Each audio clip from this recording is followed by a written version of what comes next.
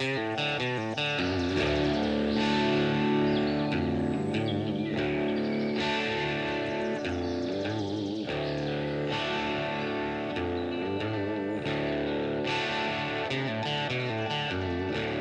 for tuning in. My name's Andre Servin, and you're listening to Off the Roost podcast, brought to you by Off the Roost Custom Calls, turkey calls for the serious hunter. Join me and my co-host, Paul Murdahl, as we delve into the world of the wild turkey, covering everything from calling tips and tactics and hunting strategies to the latest equipment available, featuring interviews from special guests and custom call giveaways. We'll do our best to keep you up to date on this obsession we call turkey hunting. We appreciate you joining us. Now let's get on with the show. Welcome back, everybody. You guys are listening to the Off the Roost podcast, and this is episode 10. As always, I am here with my buddy Paul, and we got a real treat for you on this episode. But before we get into that, Paul, how's your day going? It's going. Found out I got my Mississippi tag last Friday, so we got that going for us. Yep. So I'm just gonna work some time off from the boss man, and we should be there.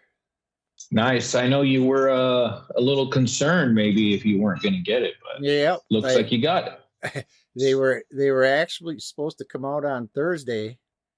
So okay. I was sitting around on Friday and I was making plans to possibly go to Alabama instead. And when I was looking through all that stuff, the email came through on my phone and said, "Congratulations." Dude, that's awesome. Yeah. Yeah. I always get a little nervous, when there's like some sort of lottery thing like that. And then you get a little bit used to every now and then when you're getting picked, like for example, like if you put in next year, you've already been, picked twice. Right. So then it begs the question. It's like, am I going to get picked again? Right. Or has my luck run out? Right. Well, and I keep hearing stories about how they give preference to certain applicants, but I don't know. According to what happened here, I know a guy that did his first application this year. He didn't get drawn, and I'm on my second application, and I did get drawn 2 in a row. So maybe they're like, if this guy's going to drive all the way down from the opposite side of the country, we'll let him turkey hunt. So the preference points are set higher for somebody from Minnesota than say right across the border in Arkansas or Tennessee or something like that. I mean, it kind of makes sense, no? Like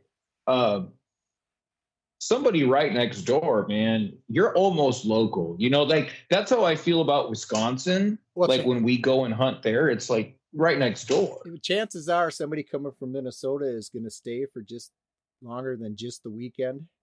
So they're going to spend more money on hotels and gas and food and all that other stuff. So that may have been something they were looking into. I know one thing I like to do whenever I'm out of state. I like to go, especially if I'm going to be there for a few days. I always like to pick like a nice little local restaurant in like one of these small towns. And that's where I'm going to go for lunch. I make it a point to go there to help boost the local economy with some of the outside money, and then to see what they got. Let's see what kind of meal they got in this place. Right. And I'm like a burger and fries kind of guy, but some places even do that better than others. Right. I like to pull into them little hole in the wall places, the little dive bar or the little dive restaurants or whatever, cafes or like diners. I said, burger and fries. Right. Yeah, and then I don't know.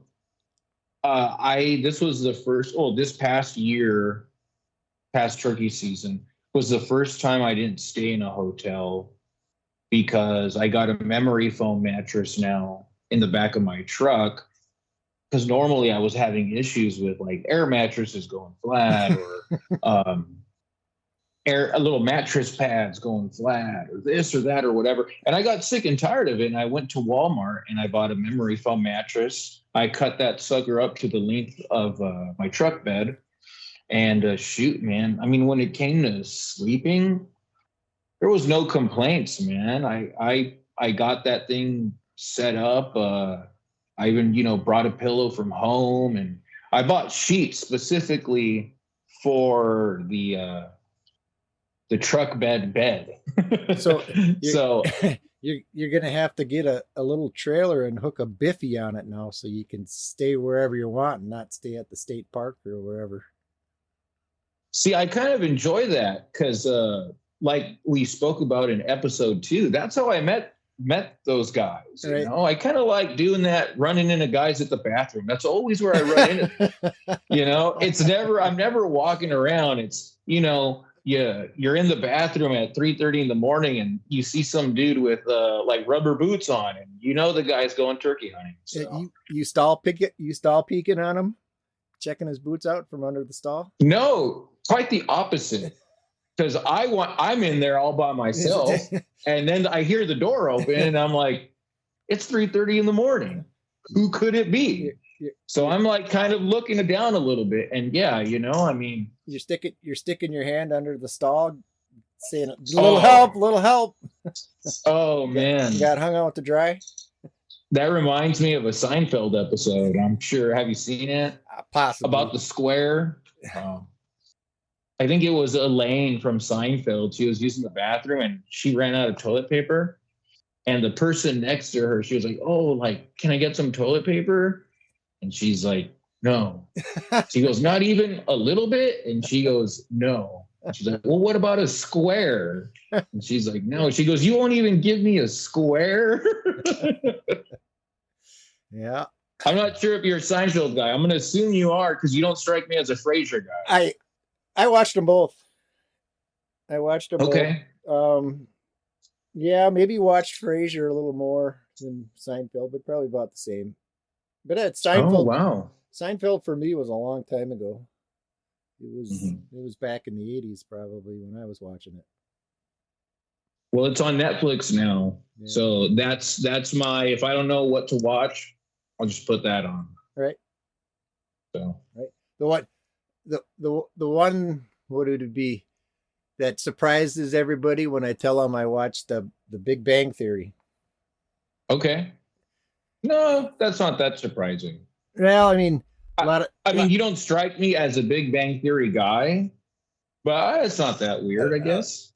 Most of the guys I know, they're pretty manly guys, outdoorsy, and they don't get into watching nerds on TV.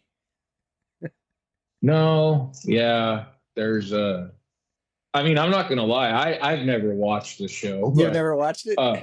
No, I mean, I maybe saw like half of an episode before changing it, but like, I don't got a problem with it, Yeah.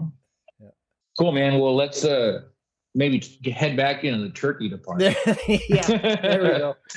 So what do we? Should we get into the call giveaway here real quick? Oh, I do want to touch on that, but before I do want to say that I did end up going scouting. I know me and you've already spoke about this, but I did end up going scouting the other day. It was like 50 something degrees, and man, it was a good time. I was just like kind of picking apart these bottoms, and in hill country Minnesota, just these bottoms where over the years I know I hear the birds down there. I have an idea of where they're hanging out down there.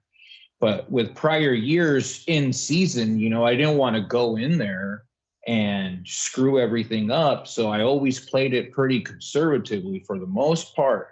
But in particular, last season, I discovered this flat down there that I quickly passed through it chasing a gobbling bird.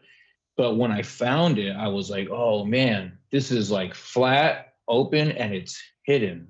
So I know, I'm like, those birds, this is when they go quiet and you don't know where they're at. I'm like, this is where they're hanging out, is on this little flat right here.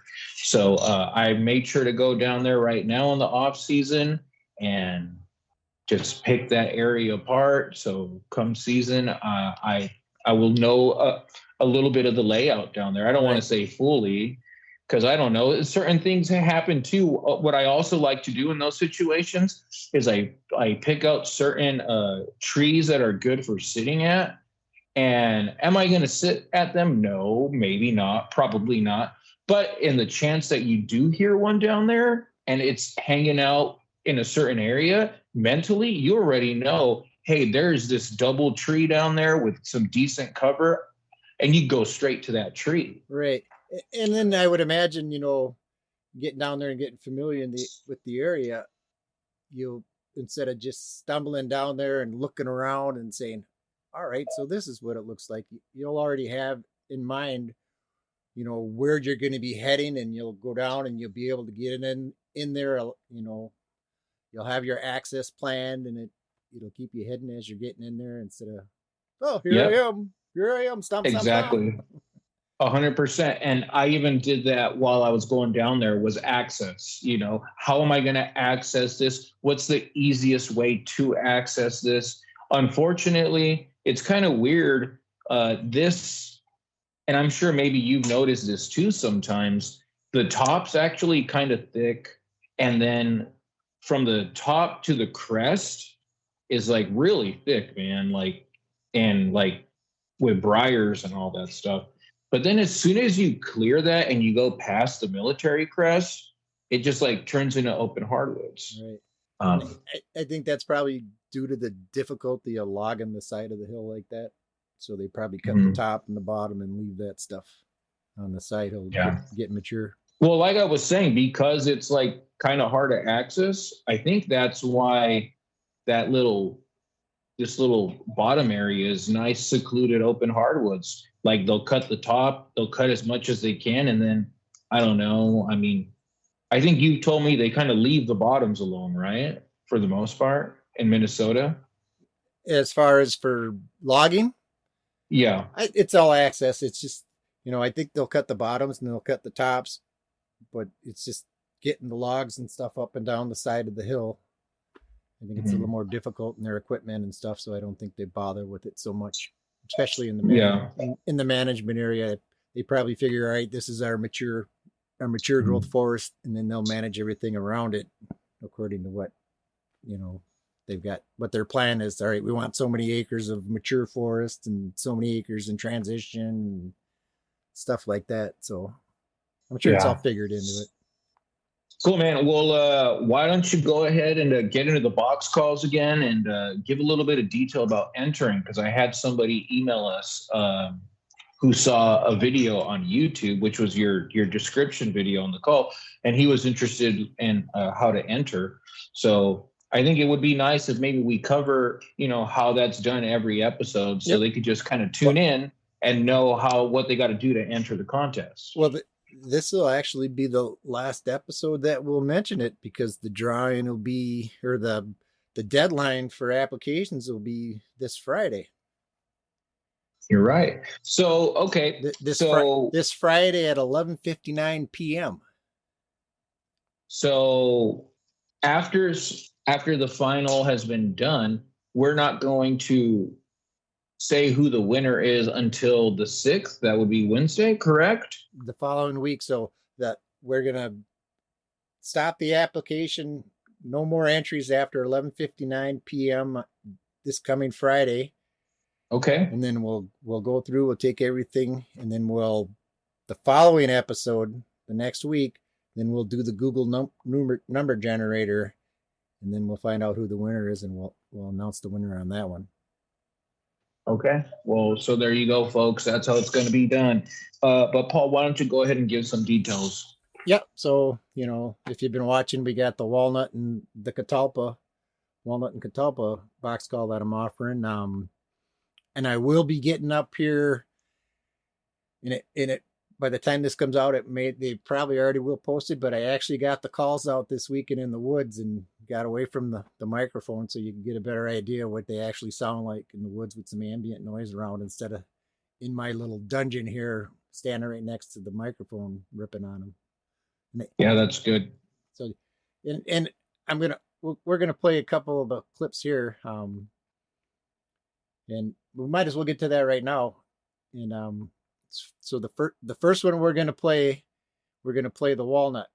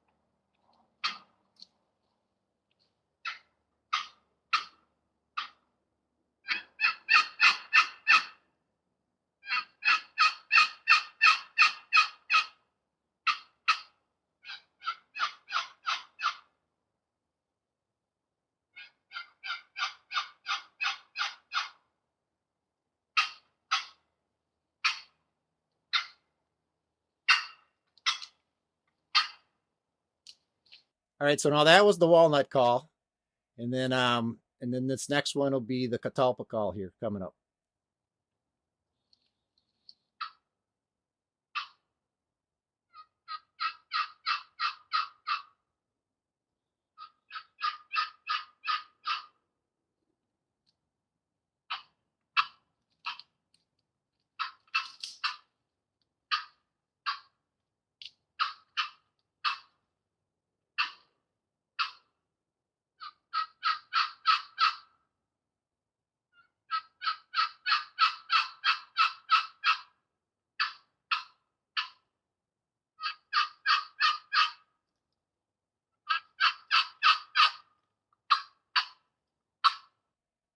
All right, so there you have it. Those are the two calls that we're offering. So what you got to do is you got to answer the question, and the question is, Andre played the guitar on our intro. I figured I just you're gonna have to cut that out. Yeah. I figured I'd just give it to him because we got 2 days left for the entry. So, and we're not getting bombarded. We're not getting massively bombarded by entries. So, all right. Well, so if you want to ask the question, the question is, who played the guitar in the intro to the podcast? And the answer is Andre played it. And so what you guys want to do is email offtheroostpodcast@gmail.com with your answer to the question that Paul has already answered. And we're going to give you a number, and that will be your number that is going to be used into the Google randomized winner thing that we will do. Right. And so that's that. And then for people that have possibly been looking for the email, we finally got it in the podcast description at the very end. You can get our email off that. So if you don't have a pen handy and you didn't get the email down, you can get the email to enter the contest from our podcast description. And that's our podcast description for what it would probably say on like Apple or Spotify, the bio section of the podcast. The email should be there. Not the episode description, but the actual podcast description. Yep. Okay, cool. So, all right, Paul. So why don't you go ahead and let me know who we got on this episode, because I know this is kind of your episode. We got a good one for you. We do. We got a Mr. Shane Simpson for you today. That's right. I want to say Shane Simpson from Minnesota, but he's not actually from Minnesota. No, but North Carolina, he's been, right? I think South. Is it South? I don't know. It could be one of the Carolinas. You might be right with the South. But he's been living here for quite a long time at this point. I think maybe 12 years or something. So, I mean, at what point do you say, you're from Minnesota, right?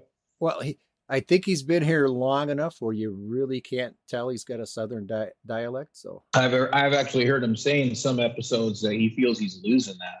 So, I mean, that makes it official, doesn't it? I would think. Cool. So I'm going to say Shane Simpson from Minnesota. That's right, cool. Shane's going to get into locating locating gobblers with generally I think he just uses the owl hooter and his coyote call mostly, but we get into a wide range of tactics and strategies and stuff like that with them, and he gets into how he blows his calls and stuff like that too. So it's all pretty good. And it's actually I was looking forward to this episode because my locating skills are lacking to say the least. So it was really. And when you say that, you mean like locator calls, right? Right, locating them with locator calls. I'm pretty sure I explained in an previous episode that when I grew up, the locator calls were pretty crappy, so I didn't use any. I learned to turkey hunt without locator calls, and it's just recently I've been getting back into trying it just because some of these calls they got out here with the hooters and the crow calls. They're a lot better than what I was trying to attempt to locate them with back in the late 80s, early 90s. Yeah. I was gonna say that I remember when I met you, you're a lot more from a sit quietly and listen kind of guy. That's like when you were locating your birds that way, right? Posting up next to a tree, maybe hearing some wing flaps or getting a gobble out of a bird. I'd cut on my calls a lot to get a shot gobble, but I found that a lot of times when I was doing that, the next gobble I got from him was from twice as far away as he was originally. Yeah. So I think I was getting on him pretty hard, and I think the hens that were hanging around him just let him away a lot of times. Yeah. So the hens. It'd be nice to be able to go there and hit it with the crow call and maybe stir that gobble up, and then maybe or owl hoot or whatever, and not have jealous hens playing into the mix and stuff like that. For sure. Or even just having them, charging after you when you're scrambling to find a tree or whatever to set up, and he's on top of you before you get set up. Yeah.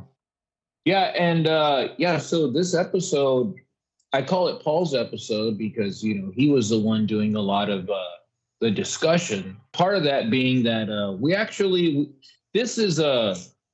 had Shane Simpson on prior to this, and it was a other discussion that I kind of did that one, and then Shane was kind enough to kind of come on again, and so this one's kind of Paul's episode. So we got one episode for each of us, and and this one we really kind of get into locating gobblers. Right. The other one is just pretty much a general turkey talk. We just kind of go into a wide range of things. And this one, after we got off with him the first time and we started thinking about it, it was like, he's the hooting champion or whatever, or tied for whatever for hooting. He does good with the hooting. Right, does really good with the hooting. So we decided we wanted to get him in for some locating and do locating specific. So that's what we got going on here. Yeah. And, Shane's one of those guys that we see often with most turkey hunters that we get on here. We think we're going to talk to these guys for an hour and it turns into 3 hours. Right. Now, so I had 3 hours of an episode that I had to edit and go through. And so I was able to cut this down to about an hour and a half, I think, of keeping it on topic of what we're discussing. So really, you guys are in for an hour and a half of locating gobblers with Shane Simpson. Yep. So I guess with all that said, time to dive into it. Let's get into it. We're here with Shane Simpson. Shane, I know you've been pretty successful in some calling competitions, and I'm a little unclear exactly what your titles are. Why don't you run through? I know you're pretty good with the owl hooter, and you've runner up, or what have you accomplished? Well, I've won a lot of Minnesota's owl hooting competitions, and in other states as well. Iowa, Ohio. I think I won one in South Carolina. I won a lot of turkey calling contests in different states, and then in Nashville at the Grand National Calling Championships, I placed in the owl hooting like 4 or 5 times. I think it's 5, and I tied for first year before last, but lost in the call off by a point or two. So I was a co-champion for about 3 or 4 minutes. Who were you co-champions with? Having a brain fart here. Gosh, I know his face and I know his name. If you hadn't asked me, I wouldn't have told you. But you know how it is. Gosh, that's gonna kill me. It'll pop up in my head in a little bit. No biggie. We can. I know him. I see him every year down there, and I talk to him often. I'm just drawing a blank. His name's escaping me. I'm getting old, man. That's what it is. You and me both. Hey, since you brought it up, I was curious. What's going on with Minnesota, because we don't have a calling contest anymore, right? No, and part of that is where they have the convention. I just got a postcard in the mail today for the Minnesota State Convention, NWTF convention. The banquet, right? Yeah, it's their state convention. It's kind of like the national convention, but on a much smaller scale. And it's a pretty cool event to go to. You know, they have, they used to have all kinds. They have outdoor vendors and stuff, and then they'd have a live auction and, the dinner and party and all that good stuff. But they have it up in Alexandria.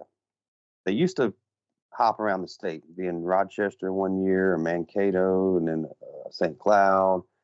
And somehow they got a deal at a resort up in Alexandria, and they can't get a better price anywhere else. And so they've just been holding it there every year. But most of the turkey hunters and most of the people that go to the convention live in the southern half of the state. Right. They even did it one year when we showed up for the welcome party. They had you grab a thumbtack or a little push pin and stick it in the map where you from.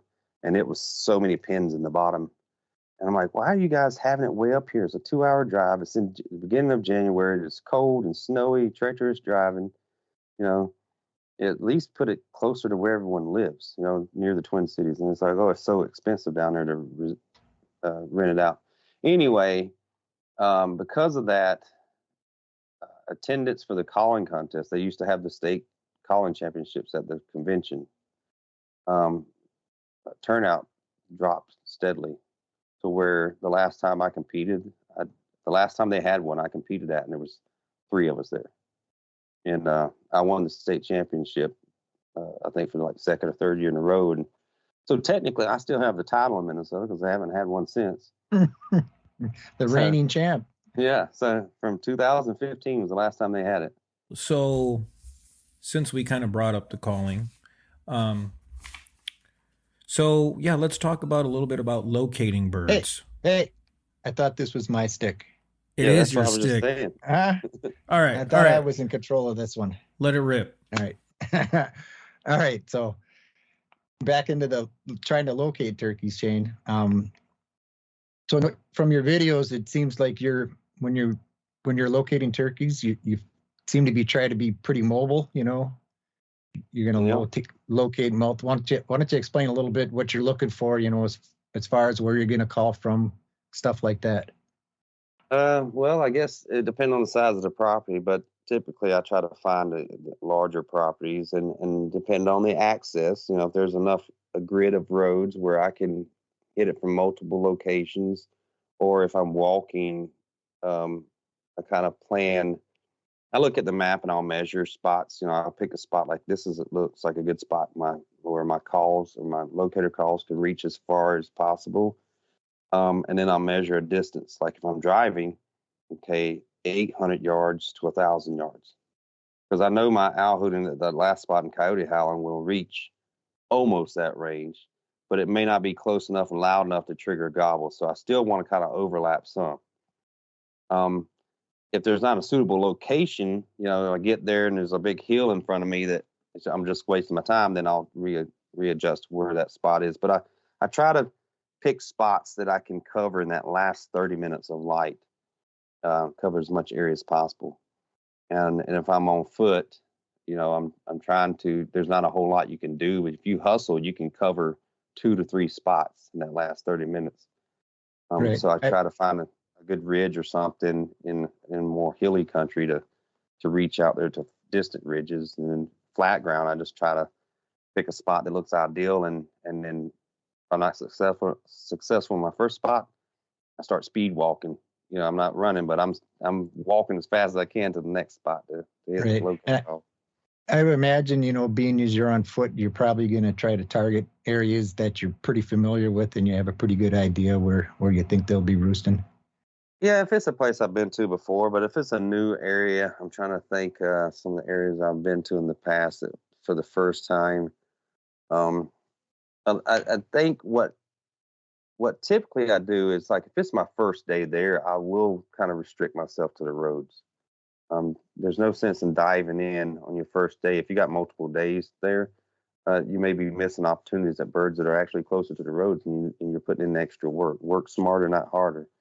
Right. By the second day, I have become a little familiar with it. But let's say I didn't get any results where I first started, and so I drove to a new area.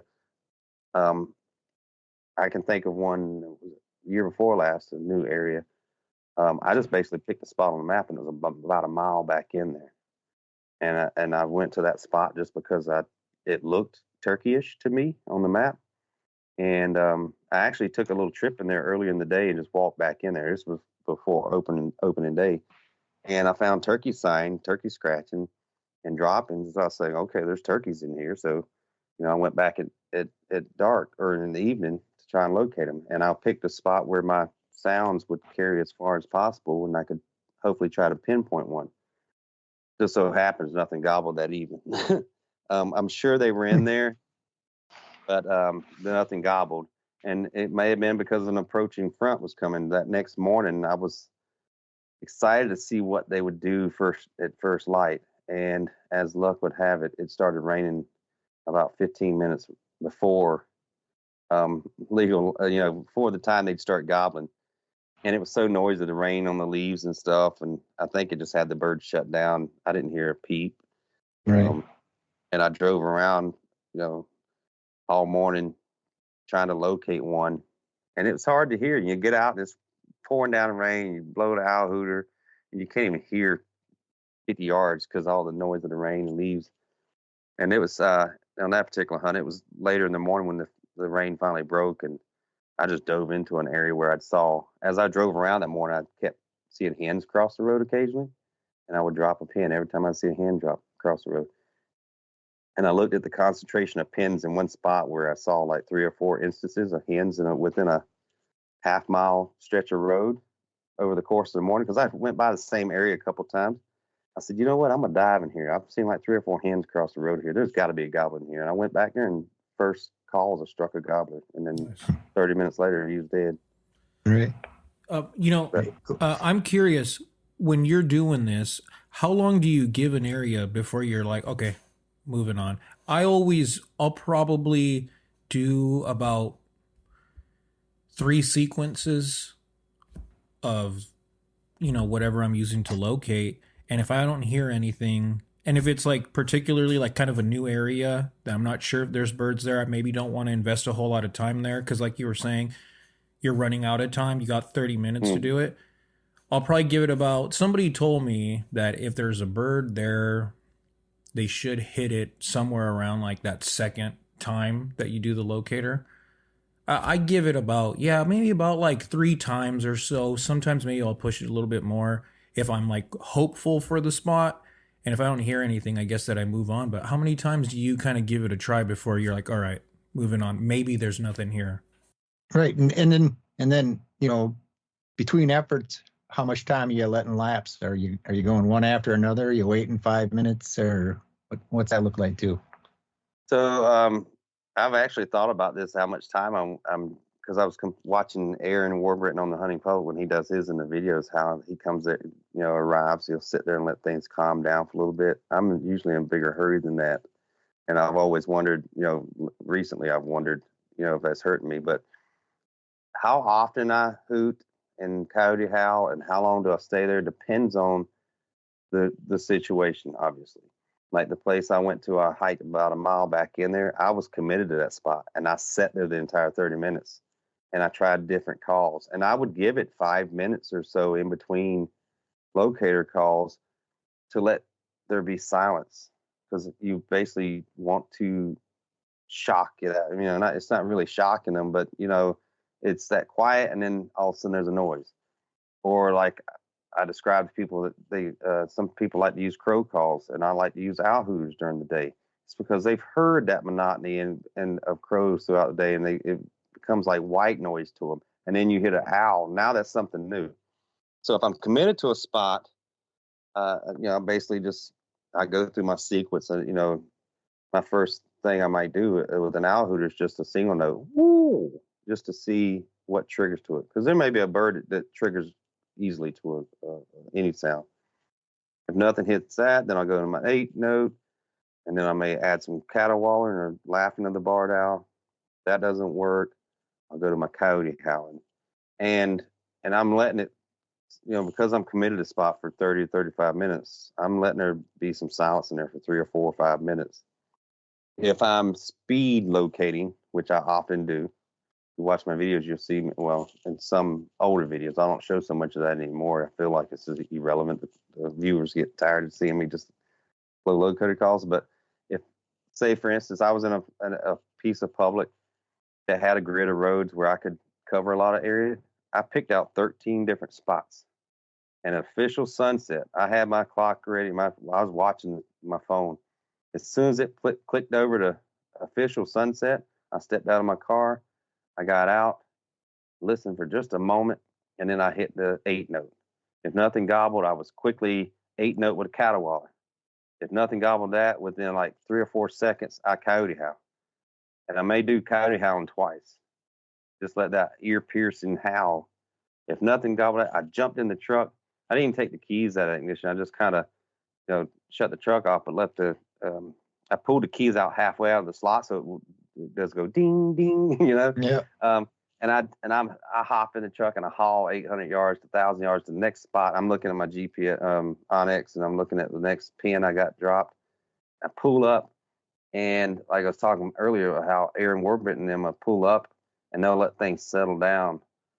I don't worry about that. I figured these turkeys have heard cars on this road. I just pull up and hope there's not one right next to the vehicle, and I do that same routine.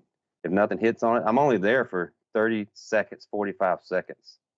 And I hop in the truck and I go to the next spot, because I've got 13 spots to hit in 30 minutes. You know, basically you got 2 minutes max at each spot and drive time. So I'm just covering as much ground as possible. On a good night, I may locate 5 or 6 different gobblers that way. On a bad night, obviously 0 gobblers, but I usually get at least 1 bird pinpointed doing that. So that's kind of my routine for committed to one spot and when I'm mobile. Cool. Do you ever find yourself kind of struggling with do I waste this evening getting set up on a bird in hopes that you catch them heading back to roost, and getting in the truck and trying to locate birds? I've done that. I used to do that a lot when I was younger. When I first started turkey hunting, I kind of deer hunted them and not really deer hunting them. I would pick a spot that would allow me to hear birds fly up to roost, maybe. And I actually heard birds that were silent. Also, I'd hear the wing beats, you know, several hundred yards away. I'm like, okay, one just flew up there. These days, the payoff is not worth it. You know, it's so far and few between where you happen to be in the right spot when one goes up to roost. I'd rather spend my time riding around glassing in the evenings. I don't turkey hunt much in the afternoons anymore. I spend that time with video, and I charging batteries and, you know, taking maybe a nap at about 2 o'clock in the afternoon. Then I ride around, get familiar with places if I'm not familiar with it enough, glass, see if I can spot birds from the road, even if it's on private that's near public. You know, even running a pot call, hopping out and just running a pot call and see if you can get one to gobble in the distance, even in the afternoon. And then dropping pins everywhere I hear a turkey, everywhere I see a turkey. And to me, I don't know if it you know, if it pays off. I feel like it does.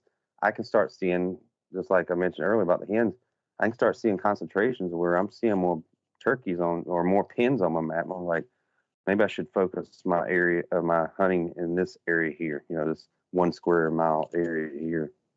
Right. And then pins, I would imagine, would be assortment of pins throughout the years, I would imagine, and not just from that, that weekend or that day. Yeah, my Onyx is so covered in pins. If you don't zoom in tight, it's just a one big blob of pins on there. Right. It's some of these places I hunt, it's annoying. I got so many pins, and I've started kind of putting them in folders on Onyx. That they have folders, and I'll put one for each year. But at the same time, I don't like that because I like to be able to see all my pins from all the years congregated. Like I'll drop a black pin with the gobbler icon for where a turkey was killed. A yellow icon where of a gobbler where I spotted one.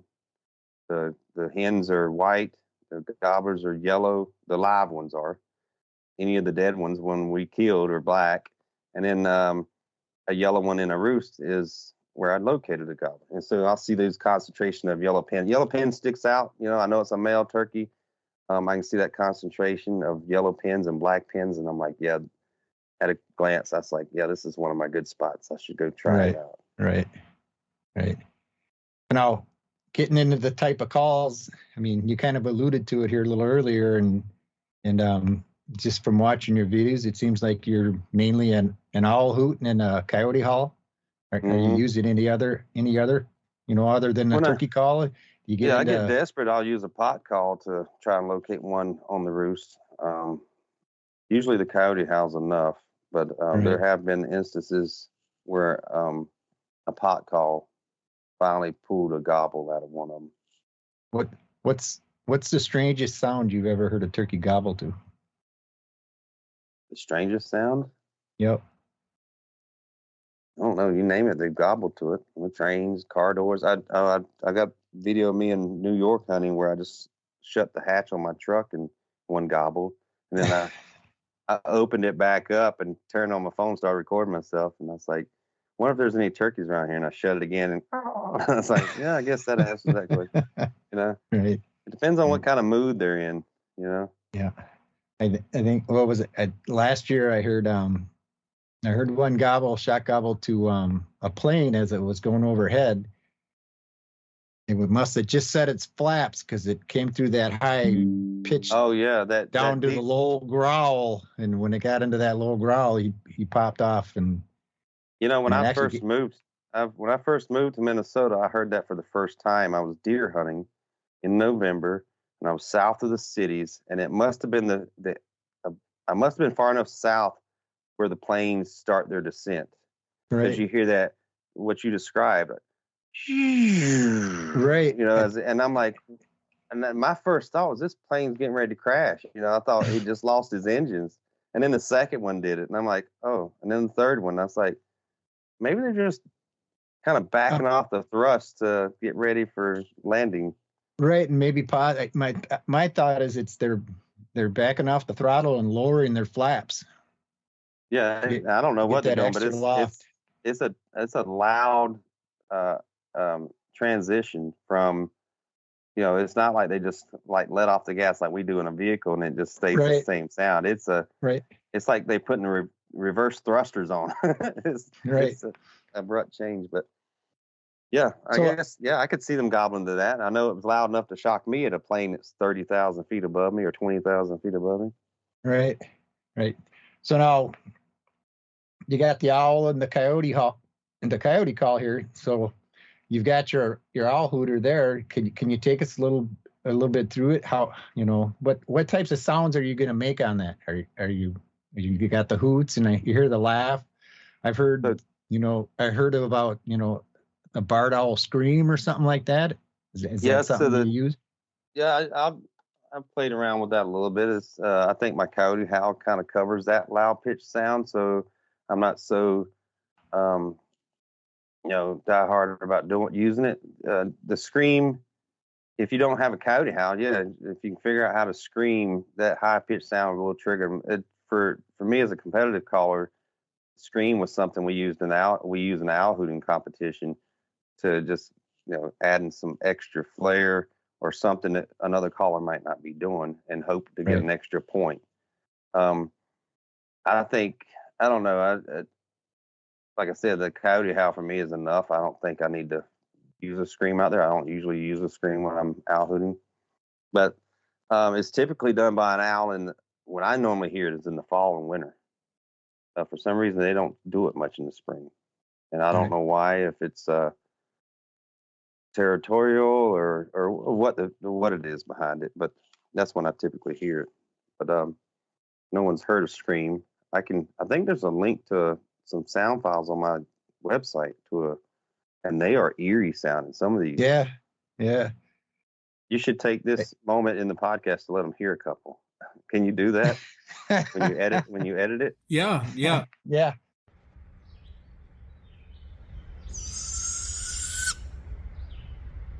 I was going to ask for those who may be interested, because you said you have it on your website. What's your website? ShaneSimpsonHunting.com. There you go, folks. This is what it sounds like if I try to do it on a mouth call.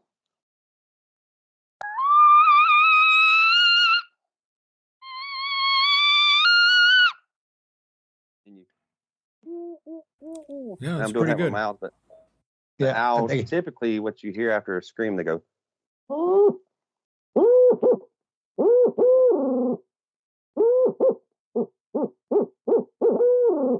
So if I was in a contest, I would try to keep it realistic, but when I'm trying to shock, locate a gobbler, we're not trying to be realistic. Right. So now we're not trying to do exactly what an owl would do. We still want to try to sound somewhat realistic. Can you run us through your?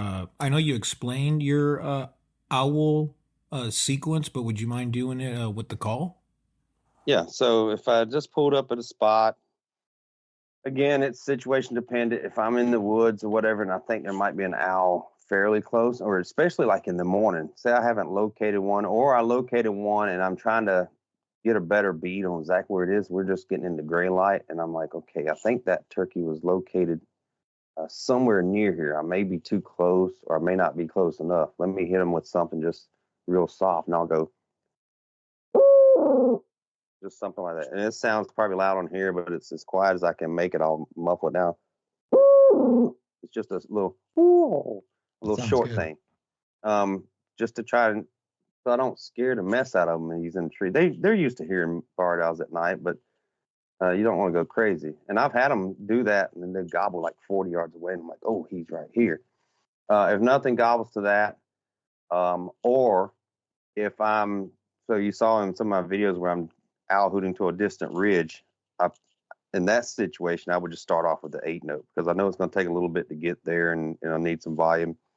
And I would do a sequence like this.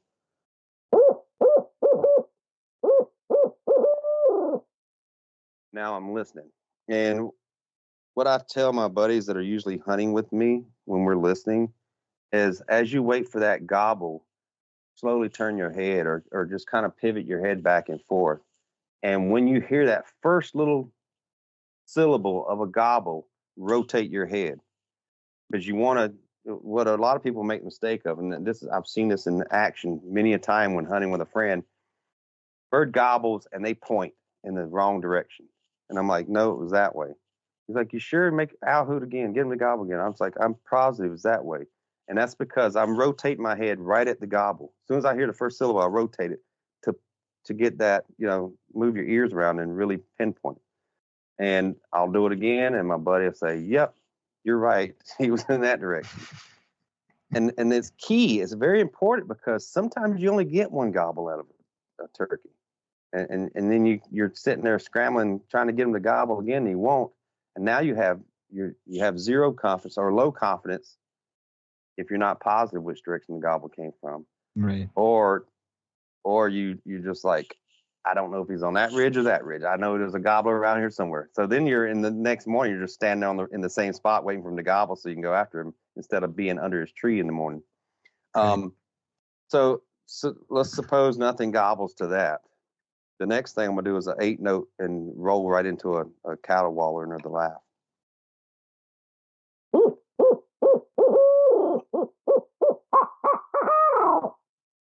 And I may not necessarily do an 8 note. It might have been what I just did. You can do variations of it, but I want to sound realistic so as not to alarm the gobbler and I probably overthink this. They're not that smart, but I think turkeys that have been around enough, a few years, start picking up on things, and so Right. I would imagine pressure plays a big part into that too. Yeah, If there's guys running around the woods constantly blowing on them. yeah, and if they all sound, like similar, or maybe all sound like a crow call. You can hear people on a crow call. If I can tell a crow call is a person blowing that call, you can condition those turkeys to know what's real and what's not. And so Right. that's why I'm a big fan of realism. A lot of people say, oh, you don't need to sound like a turkey to kill a turkey. No, you don't need to sound exactly like a turkey to kill one. But the more realistic you are, the more consistent you are at killing turkeys. Right. And that goes back, and I can prove this point, and then we'll get back into the locator call. Look at a catbird, a gray catbird. That's a common bird around here. A lot of people, they'll hear him singing or whatever. Now, you whistle to that bird and try to mimic it. He's going to ignore you. But if you open up your phone and go to Cornell University bird, whatever the ornithology website, and play a soundbite of a catbird, I do it all the time when I'm hunting with friends. When we have some downtime in the woods, I'll start playing it, and catbirds come out everywhere and fly right to me and land in the limbs. Look, so that's realism as opposed to what you think sounds like a catbird, you whistling it. So, Right. I mean, so all animals recognize what sounds more authentic than the other, and they're going to be fooled by it. Anyway, so a caller, nothing gobble to it. I'll probably do it one more time.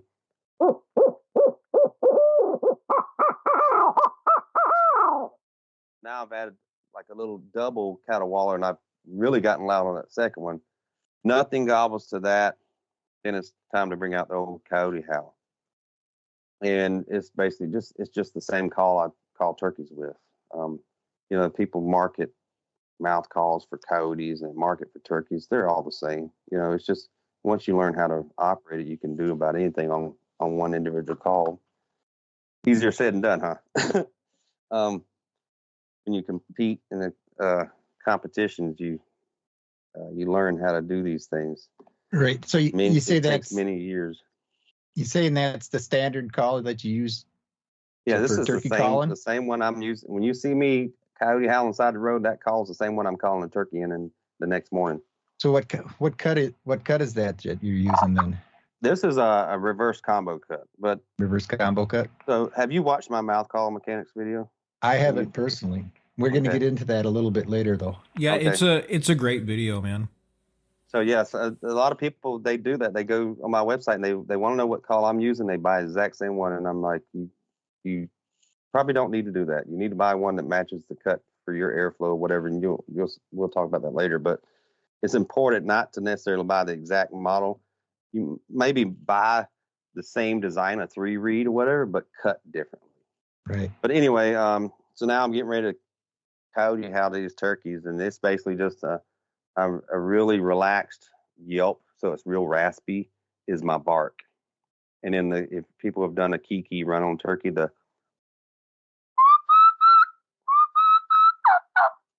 kiki run of a turkey call. So basically the key part is what I'm using for the howl. So I'm just doing a raspy yelp into a key, which is my bark and my howl.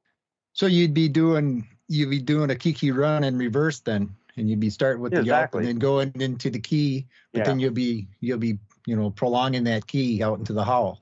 Yeah. So if I was yelping and if I just start relaxing my jaw and my tongue, you'll hear it transition from a yelp to what I use for the bark.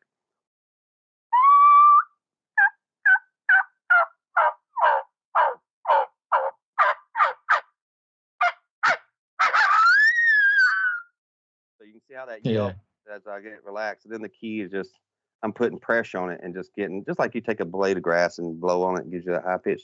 My tongue is pushing against there to constrict that reed and make it a high pitch.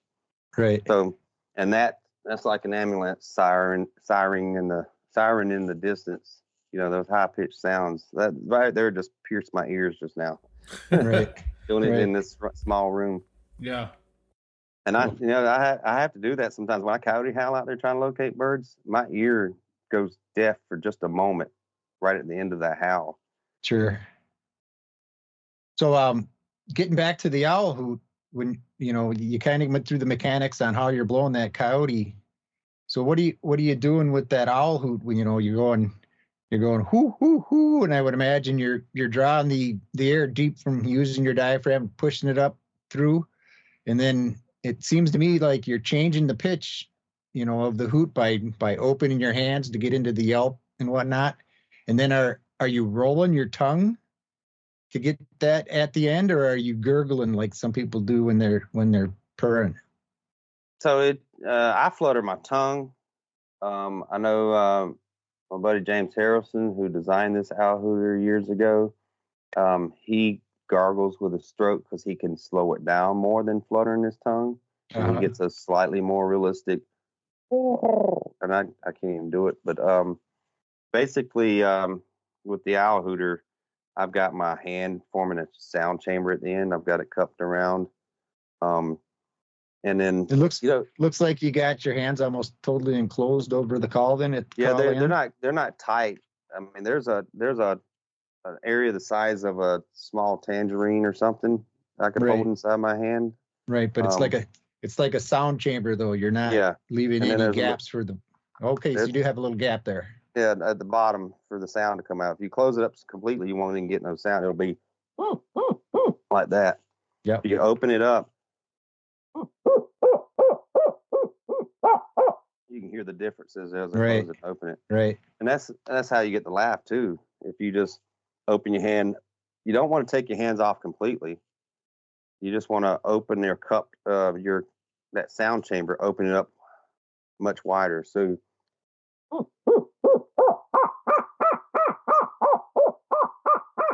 you can see how it changes just by how much. Now, if I took my hands off altogether,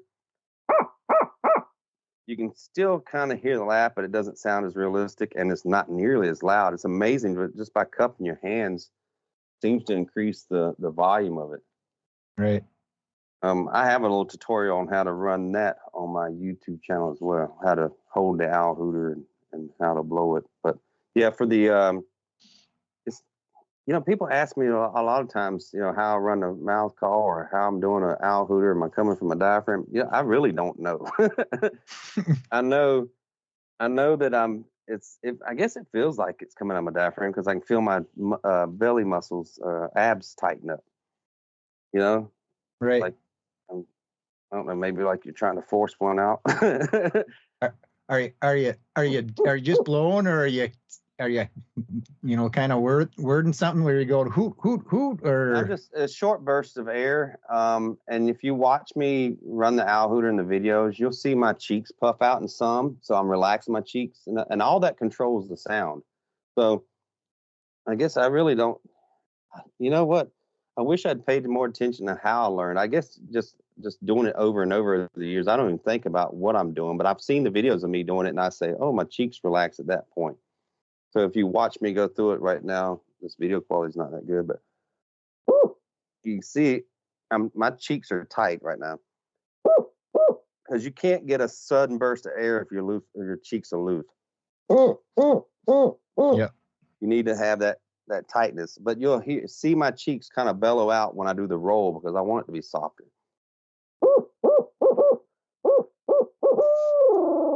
Right there, it's and so now I'm kind of just relaxing and I'm fluttering my tongue. The biggest mistake I see people when they're using the owl hooters, they open their hands when they do that roll, and it sounds like this, like that, and I'm like, yeah, that's awful. Yeah. You only want to open your hands for the laugh, not for the eight note or the roll. You just keep your hands that sound chamber there. Cool. Well, that's good to know because I've been doing it the way you said not to do it. You open your hands on the roll. Well, the way I see it is it's a little bit louder. So like for the whole shot gobble thing, but yeah, I've been doing it wrong, I guess. Yeah, I guess if you want to do it for that, but I'm like I said earlier, I'm all about realism. I want and here's another aspect of realism. Not only do I want to fool the gobblers into thinking I'm a real owl and then hopefully they shot gobble to it, but I also want to fool the real owls. Why is that important? One, this has happened a number of occasions, but one that sticks out in my mind where it first kind of stuck was when I was hunting in South Carolina. I still lived down there at the time. I'd been trying to locate a gobbler that morning. Nothing had gobbled on the roost. Nothing had gobbled. And this was like 9 o'clock, 10 o'clock in the morning. And I was just walking along. I hit an owl hooter. I walked, 600 more yards. I hit it again, and nothing gobbled. But like 4 or 5 seconds later, another barred owl responded to me, and he was like 500 or 600 yards away in a distant hill. And right beside him was a gobbler, or nearby, and that triggered that bird to gobble. I was too far away to shot gobble him, at 9 o'clock in the morning, but the other owl heard me and wanted to talk to me. He was close enough to shock that bird into gobbling. So if you didn't sound very realistic, maybe it wouldn't have been enough to convince that owl to talk to you, and I never would have heard that bird shot gobble, and I would have just walked onto the house and hadn't killed that bird that morning. Right. So there's always benefits to being realistic. So I'm going to get into some of this audio here now that I captured, and I'm going to play it for you here. Okay. And I believe the first one here, or the first couple here, I believe you're in Iowa here, and the first one you're going to be locating with your coyote howler. Okay. So I'm going to play this here, and it's probably about 30 seconds long, maybe a little longer. So I'm going to start that here. All right. Right now.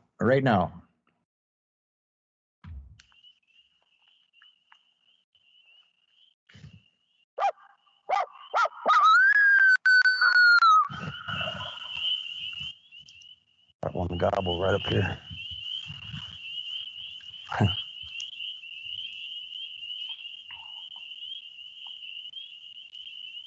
He is on public. Oh, he's in a good spot too.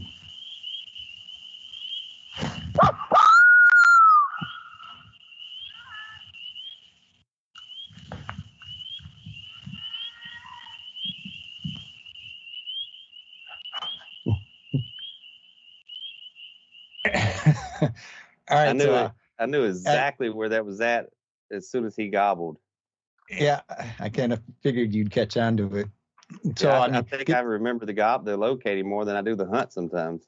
All right. So getting into the realism part, the realism, I mean, the barks in that howl, to me, they sound incredible. And apparently the lady down the road thought they were pretty realistic too, because she was worried about her dog getting attacked by coyotes. Yep. And I'm always worried about doing those loud noises near houses. Just because I don't know, I feel embarrassed, like they think I'm an idiot out there.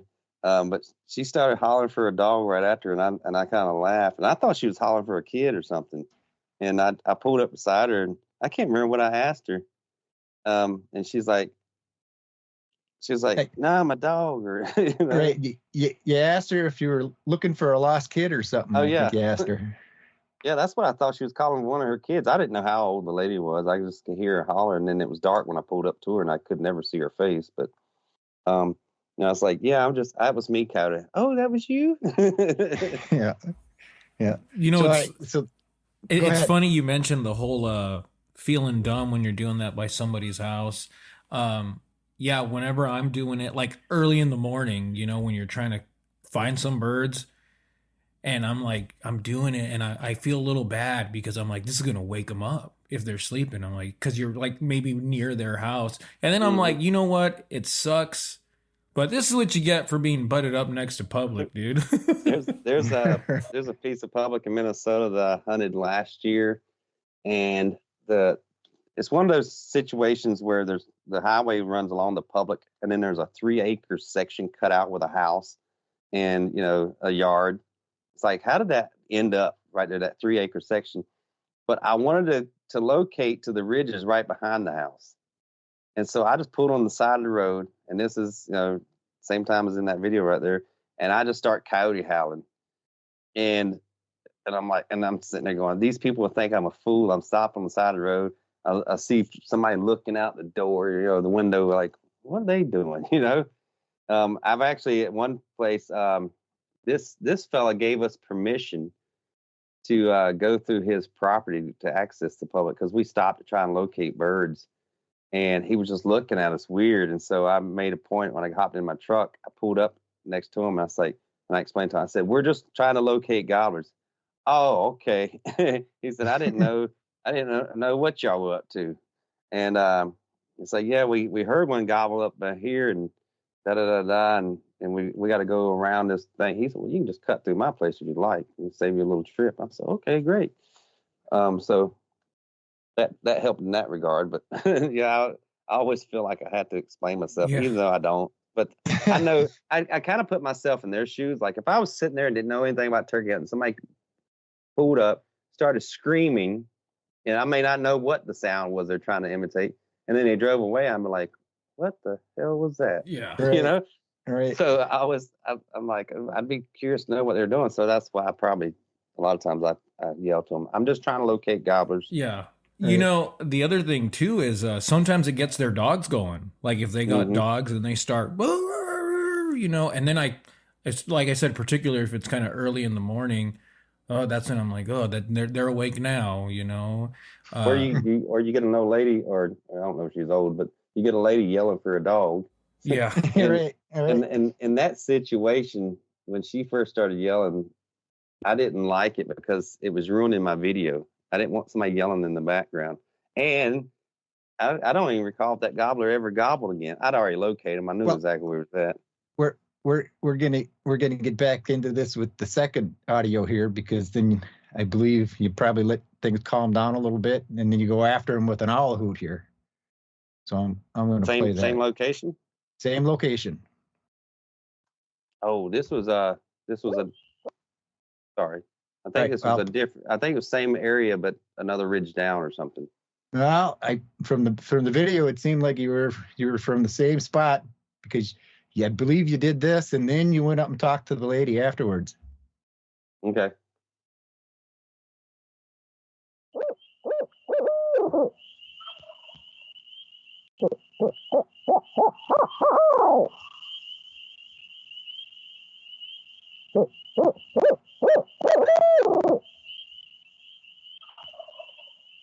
Okay, it's just a little bit more to the right.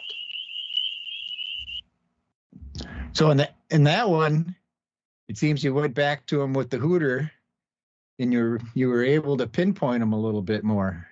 So, and I'm trying to remember that whole situation, because the way I remember it is once I'd pulled up to that lady and talked to her, I was in my vehicle, and I turned around and went back by that area. I already knew it. And so it was like 2 ridges down the road where I had another one. So in the video, you see me show the overlay on Onyx where this is Gobbler A. He's roosted on the public, or he's roosted on the private on the ridge, and the public's on the tip of the ridge. And then Gobbler B is on private on the tip of the ridge, and the public is the fat of the ridge. And I picked B because I figured he was going to go to the. So I think that was Gobbler A you heard in the owl hooting section. All right. So 2 different gobblers then. 2 different gobblers, and I had to figure out which one I was going at. I even made a social media post about it. Do you remember that? Yeah. I was going to say, I was going to mention that. Yeah. I asked everyone which one would they go after. Here's the location. Here's the gobbler where he's roosted. Here's public here in private line, and I think a lot of people picked the right answer, if I'm not mistaken. One was a confirmed triple beard, correct? Oh yeah, that's the one. Or hypothetically, possible, because I watched him in that cornfield that evening, and he slipped across and he gobbled up above me. A lot of people were wanting to go after the multiple bearded bird, but I went after the high probability gobbler, which was Gobbler B. Yeah, because I think the triple beard, you would have to approach him from below, right? Yeah. So, I just didn't. The closest I could get to the flat part of the hill was like 30 yards. So I basically had to have him step across the property line into the public and look down the hill. Yeah. And then shoot him. And I'm like, the odds of that happen are very slim. Or I make the mistake and I don't realize where the property line is in the dark, and and then I'm worried about shooting him across the line, and I don't take the shot. You know, Yep. Right. I just felt Right. like the other one gave me much better odds, especially with a lady and her dog down below. He's not going to go down. He's going to stay up there where I'm at. Right. So getting back into that hoot sequence you did, you hooted 3 times, and then in the middle, the second one you let out the laugh there, but you were only, it seemed, got gobbles on the first regular hoot, and then the last regular hoot. Can you play that clip again for me? Yeah, I can play it again here for you. Let me refresh my memory.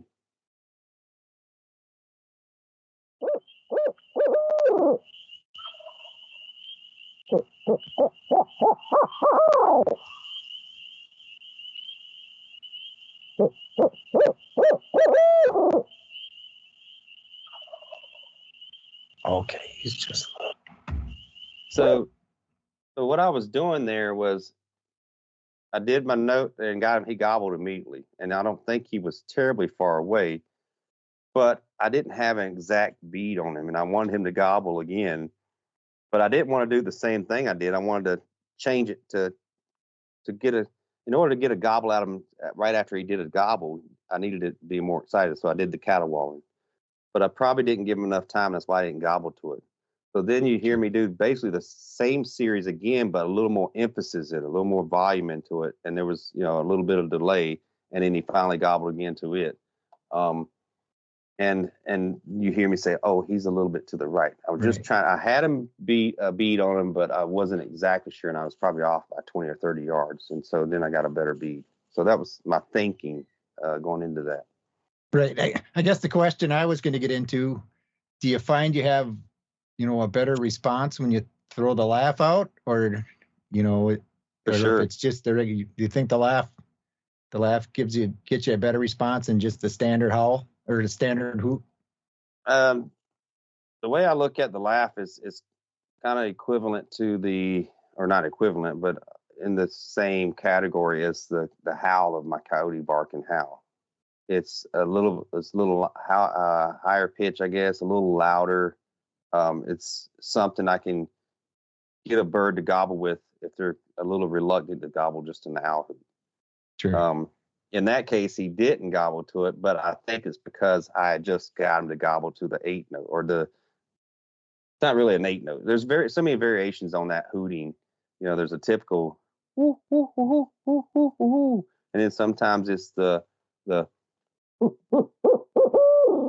it's not really the 8 note, but that basically the hooting part. I usually get triggered birds to gobble to that when they're in the mood, and then if they're a little reluctant, then that caterwauling really pulls it out. Right. And then if they're reluctant to do gobble to that, then the coyote howl will pull it out of them. And so it's just stepping it up each time. Right, so I'm going to get into one more audio clip here, and I think this one here is going to be centered around the laugh and the hoot here. Is this the same video? No, this is from a different. And actually, I think I can figure it out. Yeah, this is from a different video.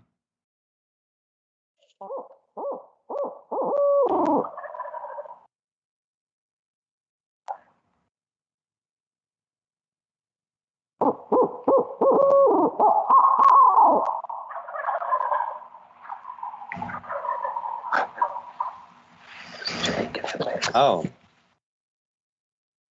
Was that from a morning hunt when we're mother load of turkeys? Yep. That was from the mother load of turkeys. You were in there, and I think you had located them the night before, and you thought maybe there was multiple gobblers in there, but you weren't sure. And then you got in there, and you were waiting on them, and you decided to do some hooting to try to get a pinpoint on them. And that Jake yelping at the end gave that hunt away. I remember that one. I figured it would. That was pretty neat, the way, the 4 or whatever, how many gobblers were there. They fired off, and then the Jake went, yelp, yelp, yelp. Yeah. I thought there was 3 birds roosted, and I said that even before, I said there might be 4 in there, actually. And then the next morning there was at least 20 gobblers around us, gobbling turkeys, Jake's included. Right. I bet that at least 10 of them were adult gobblers, and the rest of them may have been jakes. Right. And it was kind of, why I captured it and whatnot, because you went through the first hoot and it was just a standard hoot or whatever, and I think you maybe just got the one gobble, and then shortly after that you did the hoot and you threw the laugh in there, and then the whole hillside, it sounded like it lit up. Oh yeah. Yeah, and I can't recall. Was that first one a kind of a abbreviated 8-note, or was it? Yeah, it could have been. I can play it again here real quick. Play it again, like what I described a minute ago, where I start off a little soft and short.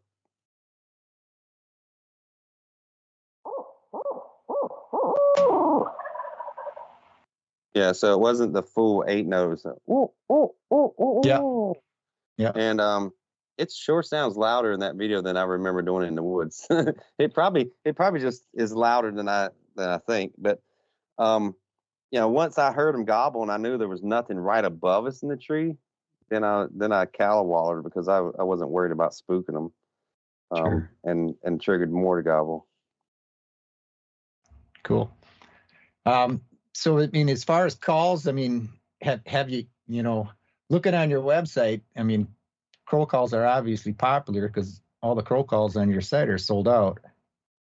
Oh yeah, I think they're available. I just haven't marked them back in stock. Just haven't marked them back in stock. Yeah, we had the supplier that supplies the barrels or whatever. We were waiting on that to come in. Sure.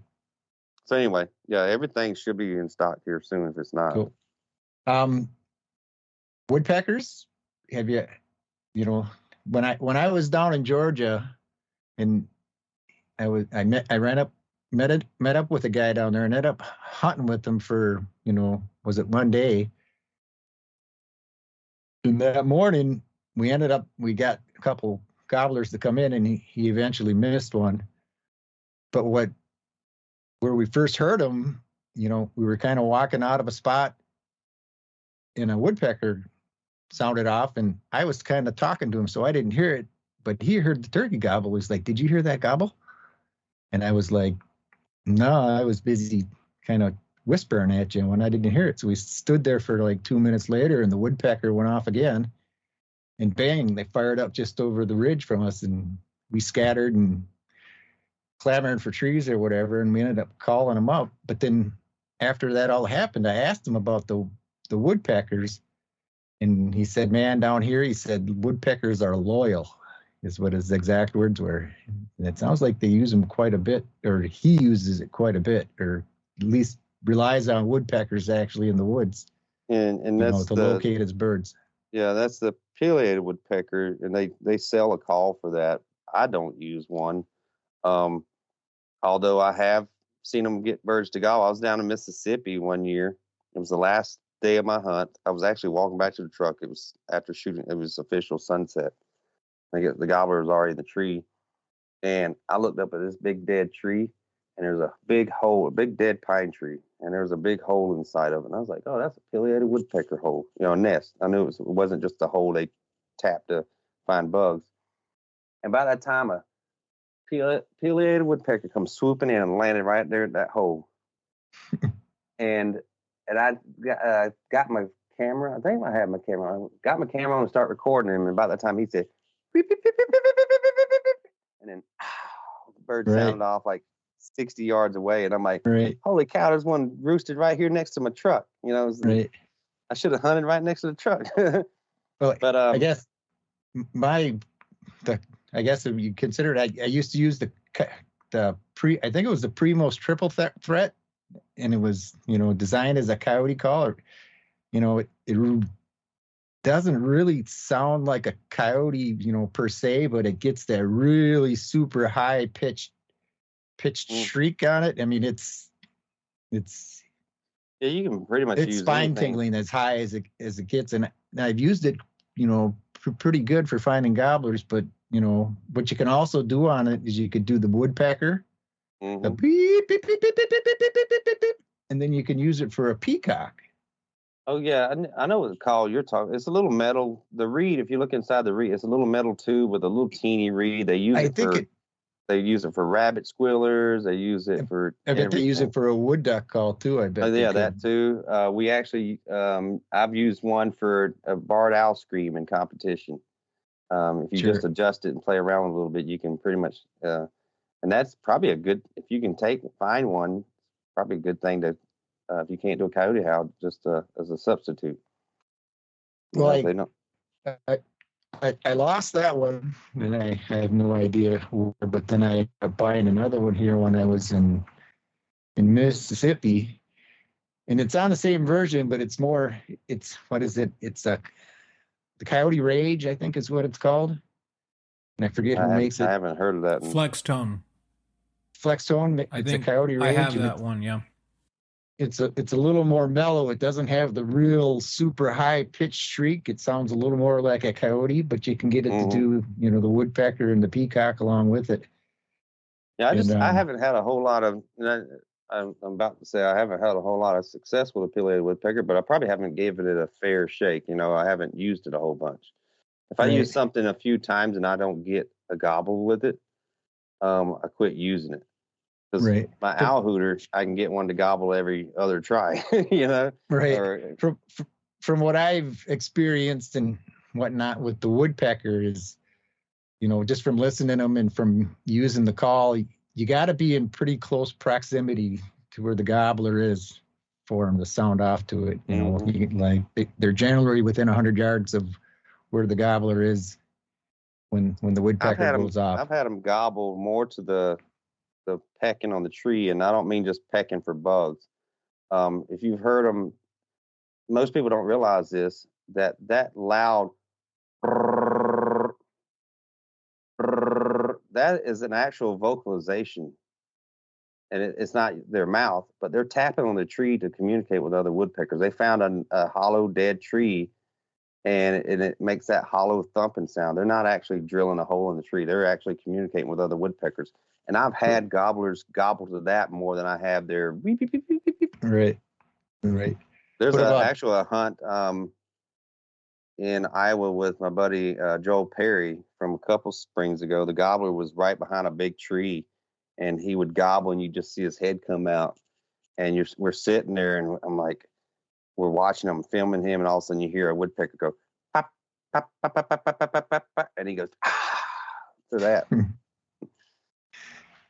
I was worried Joel was going to try and take a shot whenever he gobbled. And I was like, no, just make sure he gets out from behind the tree. And then, the third part of that call, the peacock, I mean, that may have been something, that was in vogue, back in 60s or 70s. But well, down south, there's a lot of loose peacocks, it seems like. Is there? Yeah, I mean, people have them as pets or whatever, and you'll hear them. I haven't heard them. The only place I've heard a peacock would have been down in southeastern Minnesota when I was hunting down there, and it actually a turkey did gobble to it when it was sounding off. It was just doing one of the lone head. You just go and the turkey would hammer to it, and then he'd go around and the turkey would hammer to it. Of course, he was all the way across the valley and up the other ridge on private, and it was the only turkey I heard gobbling that during that time. So I ended up. Wood ducks are a good trigger for gobblers.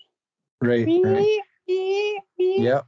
And I used to carry a goose call early on in my turkey hunting career, and that was because I had one for whatever reason. I think I bought it for a locator call, and I rarely used it. And I was trying to get one to gobble, and I couldn't get one to gobble. And I pulled out the goose call, and hit it, and got one to gobble. And the first time I ever tried to use it, and so for the next 5 years, I carried that thing religiously with me. I had it, my crow call, my owl hooter, my goose call.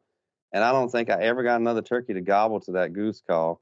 And so I quit using it. And then some of these areas I hunt, sometimes I hunt near wetlands and stuff, and there's geese in the morning. They're honking in the evening, and these birds just don't gobble to them. I'm like, these geese down there are just making a racket, and they're not gobbling. But as soon as I owl hoot, they gobble to it. Where I hunt a lot up in north central Minnesota, they get a lot of sandhill cranes. Mm-hmm. and that'll fire them off every once in a while. Oh, I hate those things. They're just so they're obnoxious. loud.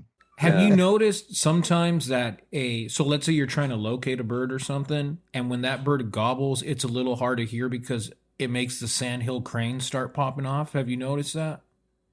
That'll happen to me in Wisconsin. I don't know. It seems like to me every time I pull up and I get ready to locate, and there's wetlands around in the area. Number one, they have those peepers, which I hate those as much as I hate sandhills, because the little frogs or whatever, they're making that noise. Yep. But I can pull up to a spot and there's water there, and I'll see some what do you call it, trumpeter swans. I'll see some geese and a little bit of other wild waterfowl. And as soon as I start hooting, geese decide they want to start honking and flapping and slapping the water to fly off. And I'm like, God, shut up. I can't hear those distant gobbles, Yeah. Terrible timing, especially when you're in that time crunch of that last 15 minutes of daylight and you're trying to find one for the morning. Cool. So Andre here, he wants you to get into a little bit about how you locate with a turkey call. No, Right, I don't have my pot call handy, but I have a mouth call here. I normally, you're talking about like turkey sounds, right? Vocalization. Right. Yeah, sure. So like you were saying, so you'll go from the owl to the coyote, and last ditch effort is. Yep. And when I say last ditch effort, when I decide to use it, I usually have to go open the back of my truck and pull it out of my vest because I don't have it like handy. Sometimes I do prepare for it, and I'll scuff it up and lay it on the dash in my truck and put the peg up there.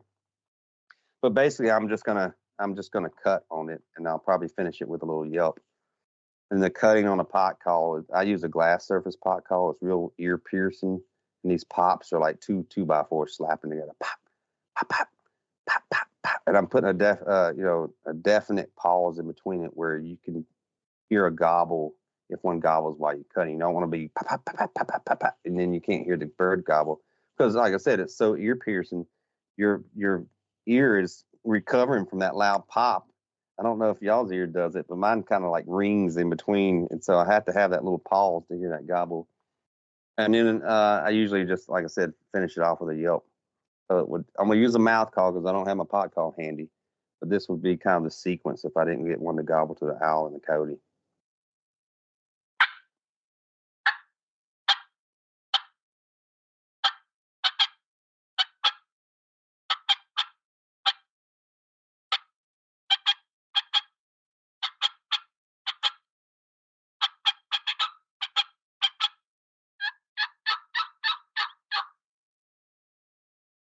That call is not bad enough, but it served a purpose. Yeah.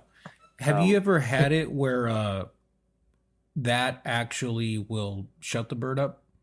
I don't know, possibly, because if they didn't gobble, I didn't, it may have triggered them to just stay quiet. I mean, but at that point, when I'm getting that out, the bird hasn't gobbled to begin with. Yeah.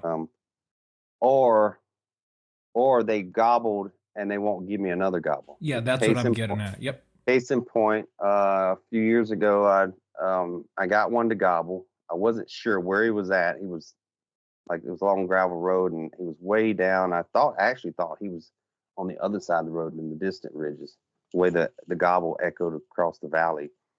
So I drove down, I don't know, another half mile and a quarter mile at minimum, maybe a third of a mile, and pulled over, and I faced the other hills. And I can't remember if I owl hooted or coyote howled, and the bird gobbled, and he was actually over my left shoulder. And it was right in the curve, and I think his gobble had echoed off those far hills. That's why, because I was so far away, I think that's where I heard the echo. And I'm like, oh, he's right in there somewhere. But I didn't have a great beat on him. I couldn't get him to gobble again to get a good beat on him. And so I got my pot call out and started cutting on it. And this was, I'd owl hooted, I coyote howled, he still wouldn't gobble again. All he gave me was that one or two gobbles. I can't remember how many he gave me to begin with. It wasn't many, it was one or two. And I wanted one more gobble just to get a better beat on him. And he wouldn't gobble any more to those calls. And so I went and got my pot call, and I said, all right, we'll try this. It's not going to, he's on the roost. He's not going to fly down and come to me. And he'll forget about it by tomorrow morning, So I started cutting on it, and it took a little bit. I bet I cut on it for 10 or 15 seconds straight, and he finally, and I'm like, okay, there he is. I know exactly where he's at. And the next morning I was set up within 75 yards of him. I had a pretty good beat on him. Getting back into the popping that you say, you compared it to hitting 2x4s together when you're cutting on that glass call. Mm-hmm. The first time I actually heard popping, like that in the woods from an actual hen. We were in Missouri, and I had a couple of the buddies. I had already filled my tag, so I was just kind of like playing shuttle driver for him. Mm-hmm. And we were driving by this one spot, and we seen 3 gobblers out, and I guess it was kind of like an orchard type deal. It was trees planted in rows or whatever. So we quick looped around, and I let them out, and they were going to go out and see if they could maybe get one of these gobblers. And I drove down the road, quarter mile or whatever, and stopped just to get out to see if I could hear them listen, see if they got any gobbler going.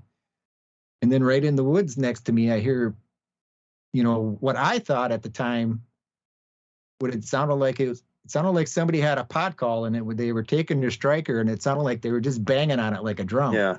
Bang, bang, bang, bang, bang, bang, constantly. And I'm like, I kind of chuckled to myself when I heard it, Like, go, listen to that guy over there. And then all of a sudden, the gobblers fired up. And I listened to him. He started coming in. I'm sure it was the same 3 that I had dropped my buddies off to go get down the road, but they had already made it up to where I was. And I just heard him, and this hen just kept going, bang, bang. And at the time, I still thought it was a hunter, and I'm waiting for the gunshot because the gobble just kept getting closer and closer and closer. And I'm like, oh, he's going to shoot any moment now. And then everything went quiet. Yeah. And I never heard either one of them again. Cutting is a very, in my opinion, very effective call. Right. And I use it a lot, especially when I'm trying to seal. I think it's one of the most what's the word I'm looking for? Underutilized? No, I think it's one of the most effective calls to get a gobbler in. If I had to pick one that I could only do, it's hard to pick between yelping and cutting. But if I could just cut at a turkey, if you said you can only pick one, I think cutting would probably benefit me more than just a plain yelp. Just meow, meow, meow. If I could just, all I could do was allowed to go out in the woods and go, pop, pop, pop, pop, pop. I would do that and kill lots of turkeys. Right. I had an instance one year where I was hunting, I think it was, Wisconsin. And I was hunting with this fella, and we were on a bird, but we heard another one across the road gobbling, and it was really thick fog. I mean, it was already starting to get light, but I had enough fog that I could get slip out and go after the other one. I said, you stay here, I'm going to go after the other one. And I had to go across a wide open field. And the other place where I went across the road, there was no cover. There was a fence that marked the property line to the neighbor's private property, and the property we have permission. But there was a fallen tree right along the fence, and they hadn't mowed the field, and the grass had gotten a little taller around it. It still wasn't much cover. And I would just plop myself right along the trunk of that tree laying on the ground. And so from about my chest up was sticking up. And I just kind of slunk down as low as I could and just kind of lay beside that trunk of that tree, hoping for the best. And it was actually 2 birds gobbling behind me, and they sound like they were about 200 or 300 yards away. And I'm calling to them, and all of a sudden I hear a hen to my right, and she's walking over, and she's like, buck, buck, brr, buck. What I call cut purr, not a putt purr, or not a clucking purr, but a cut purr, where it's a loud pop and then a brr, buck, brr, buck, brr. And she walks over to me, and I'm thinking she's going to go by me, and the gobbler's off my left shoulder. She's coming from her right. I'm like, if she gets straight in front of me, I'm going to scare her because I don't want her going by me and going to those gobblers.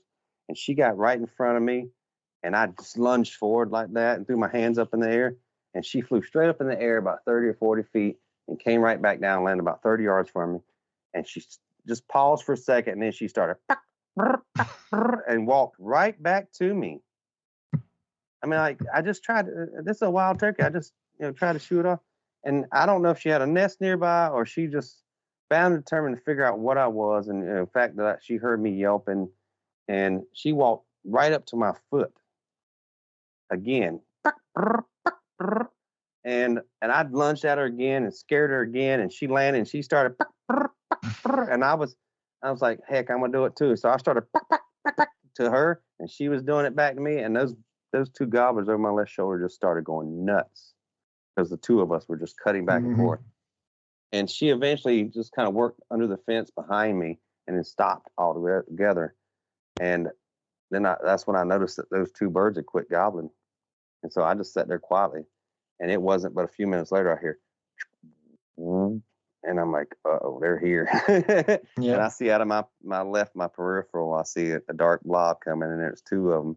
And they walked right in front of me, and I shot one. It was into that. And I'm like, yeah, that cutting is the real deal. Yeah, getting into spooking off hens. Was it 2 years ago in Wisconsin? I was sitting up on the edge of I guess it would be a clear cut, and then I was in some pine trees, and it was kind of roll pines. It was pretty clean underneath, and and the reason I had gone in there, I'd parked on the road, and I heard a gobble back in a ways. So I got my gear on and I went in, and as I'm going in, the gobble gets a little closer to me, and then I hear, I'm sure it was Jake's kind of cutting and doing whatnot, yelping just in the clear cut, just, maybe 7,500 yards away. I was in the woods, and the gobbler kept coming over, and he came over, and I called him, and he come to the edge of the woods, but I couldn't get him to come into the woods to where I was at. And it was getting close to roost time. So he kind of wandered off in the middle of this clear cut. And in the middle of this clear cut, there was just one island of pines that they didn't cut. So I'm like, all right, he's heading over there and he's going to roost. So it's about sunup or sunset, and I'm done hunting, and I'm just kind of listening, and I'm thinking about possibly going back to the truck because I'm pretty sure I know where that gobbler's roosted out, and I'm already planning a way of how I can get over there and how I'm going to hunt them in this island, right? And about that time, I hear a little bit of a cackle, and I see this bird sailing through the pine trees, and it lights up in a tree, maybe 100 yards away from me, and then I hear pip, pip, pip, pip, pip, pip, pip, pip, pip, and I'm like, dang, that's got to be a hen over there. I'm going to go spook her out of here so she's not around in the morning. So I get over there, and I just get into where I can see them, and I'm like, oh, dang, that ain't no hen. I see the big long beard hanging off him, and he just jumps out of the tree and sails out of my life. I remember that story. Yeah. I was going to be all tricky and spook that hen away, and I spooked my gobbler away. Yeah, you'll have that. Yeah. So that I guess the one I'm really curious about is that hoot and stick, or the Harrison hoot and stick. Is that what you called it? No, it's the Hooks hoot and stick. Hooks hoot and stick. Yeah. James Harrison, he used to be with Hooks. He's he designed the owl hooter and then sold the design to Hooks.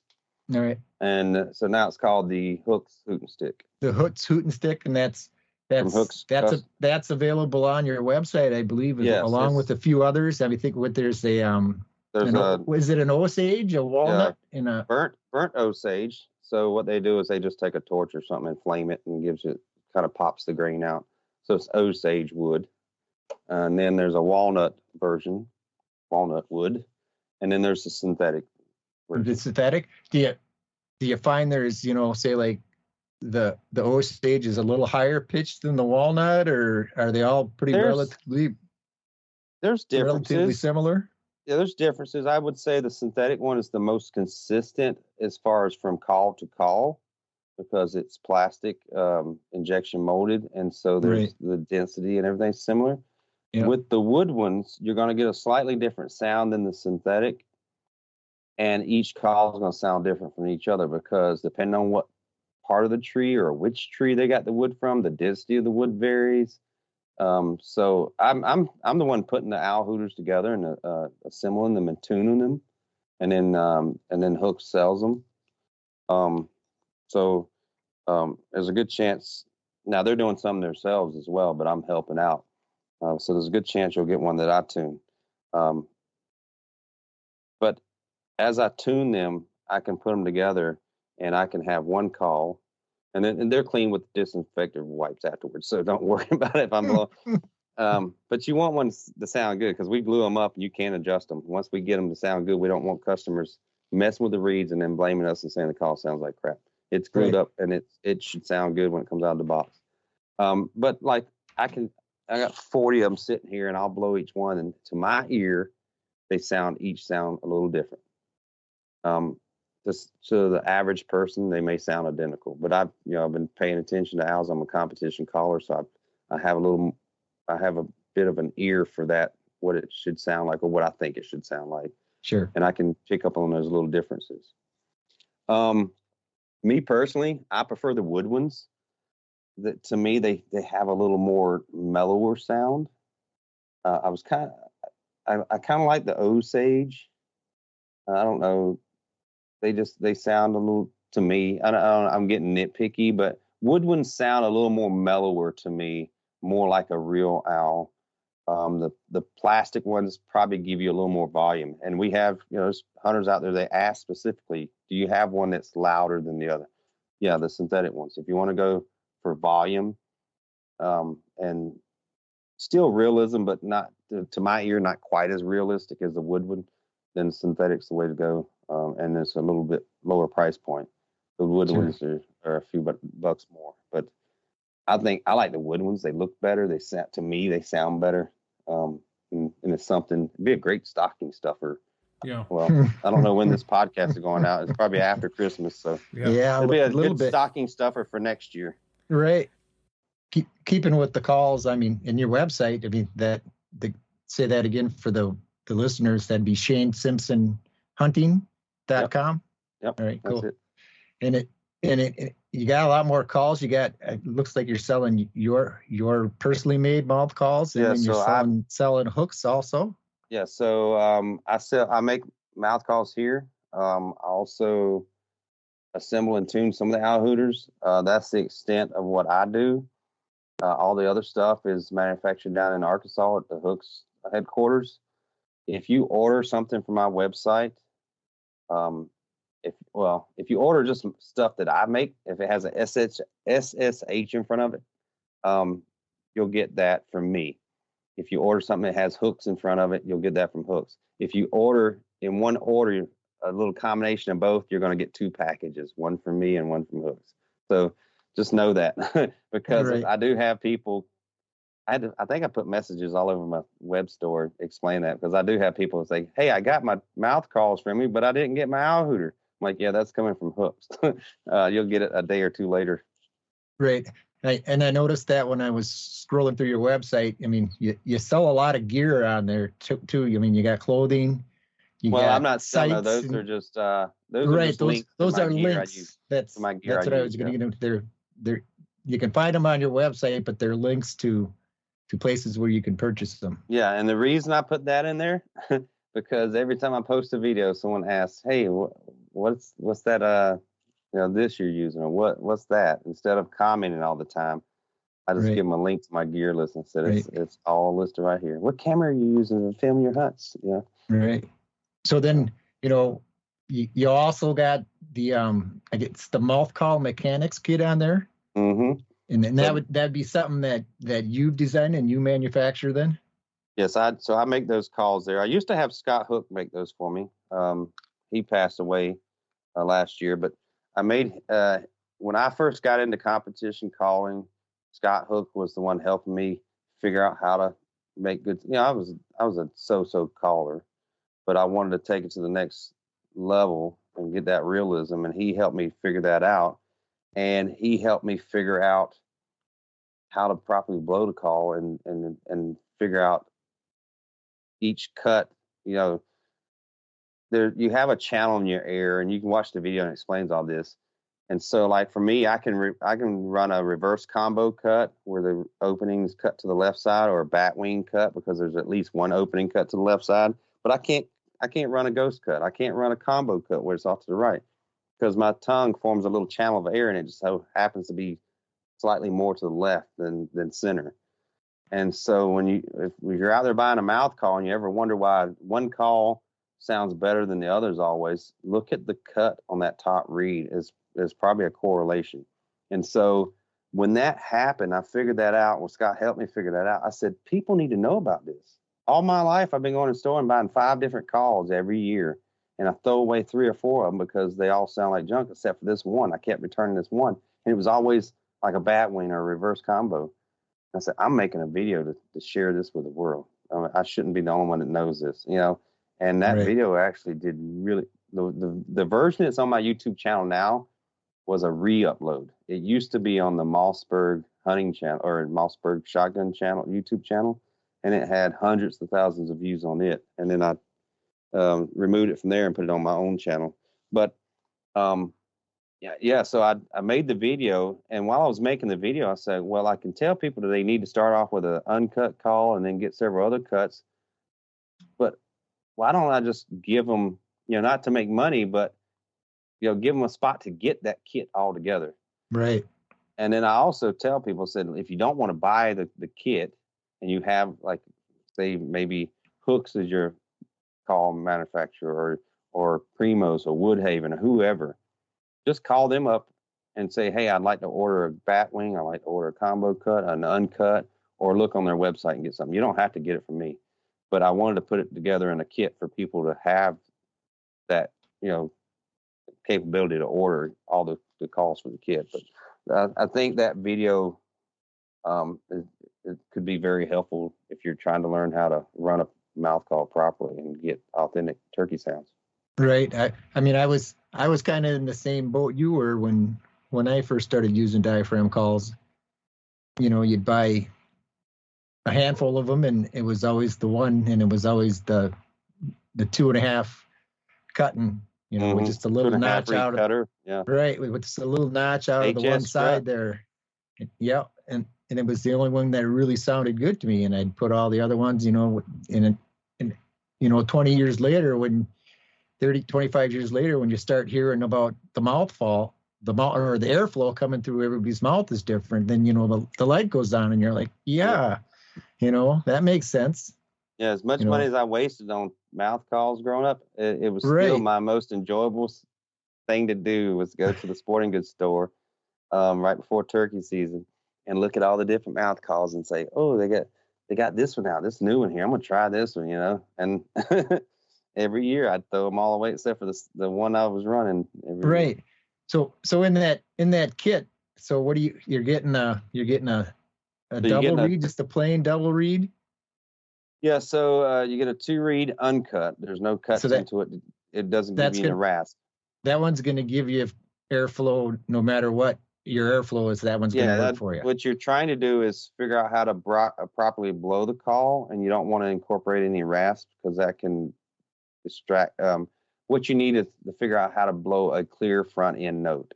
Sure. And if you have cuts in it, then you'll get rasp and you won't be able to figure it out. And so the video describes this basically when you start blowing it, and the video describes how to blow it. Once you get that clear front note, then you look in the mirror and you kind of see where that channel of air is formed, and then you kind of match the cuts. There's 3 other calls that come with it: a ghost cut, a combo cut, and a reverse combo cut. You look at your tongue in the mirror or whatever handheld mirror, and you say, oh, there's a little channel of air. It's right down the middle. Let me try the ghost cut because it has a cut right in the middle. And what you try to do is you try to get that front end note again. And if you can get that without any rasp, you know you're blowing it properly, and your channel of air is going right down the middle because it's not activating those cuts that are off to the right and left on a ghost cut. And then you relax your tongue, and then that widens your channel of air. And the video explains all this in detail. So I encourage people to watch it because this is probably not making sense to me trying to run down in a few seconds. That video, that's on YouTube, and it's also available through your website then? Yeah. So I think the link to the video is, if you go to the Mouth Call Mechanics calls on my web store. I think there's a link to it, but if you can go on YouTube, you can just type in mouth call mechanics. It'll be the first video that pops up. Sure. There's a much younger version of me in that video. I've thought about doing a reboot of that video, making a shorter version and with older me in there. But you could actually, I thought about creating a new kit too. So what I would do is supply you with an uncut call and then a 3-reed uncut call.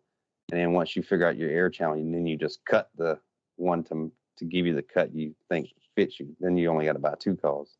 Sure. But I think a lot of people just would rather not risk cutting their own call. They'd rather just have all the calls.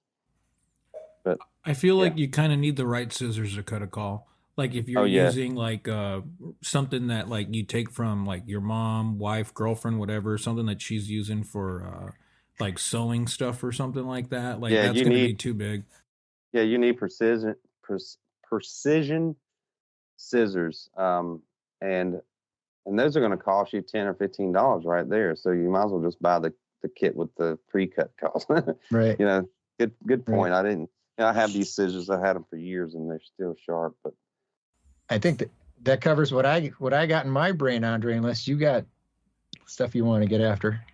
As much as I enjoying the conversation, I do kind of gotta dip out on this conversation. So I don't know if you guys want to keep on talking. I'm gonna talk too. My girlfriend told me it was gonna be. Said, "You're gonna be on there another 3 hours, don't you?" I said, "No, it'll be a shorter one tonight." Yeah, 3 hours.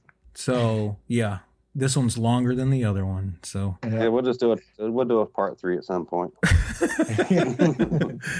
So you mean a part 7 and 8? You mean? Yeah, sure. We'll just do one once a week. These last 2 we're going to have to split up probably into 2, so that would be 4. So it would be a part 5 and 6. Oh man! Yeah, welcome back to part 5, everyone. No, I decided I'm just gonna have to keep them a little bit longer. The late season is going to be split up into 2, an A and B, but I think I'm just going to edit this one, and it's just going to have to be like a 2-hour one, and it'll give somebody something to listen to when they're driving from Virginia to South Dakota or something. So. Okay. All right, Shane. Yeah, well, you have a good night, okay? All right. Thanks for having me on. Yep. You guys have a good one. Thanks for being here, Shane. Yep. Yeah. Thank you. Take care. You too. Yep. Thank you for listening to the Off the Roost podcast. If you enjoyed this episode, please like, subscribe, or whatever it is we're supposed to do. We greatly appreciate it. You can also follow us on Instagram at Off the Roost Calls and TikTok at Off the Roost Pod. Stay tuned for future episodes where we'll do our best to keep you informed and try to preserve the heritage that surrounds the elusive and sometimes mystical animal that is the wild turkey.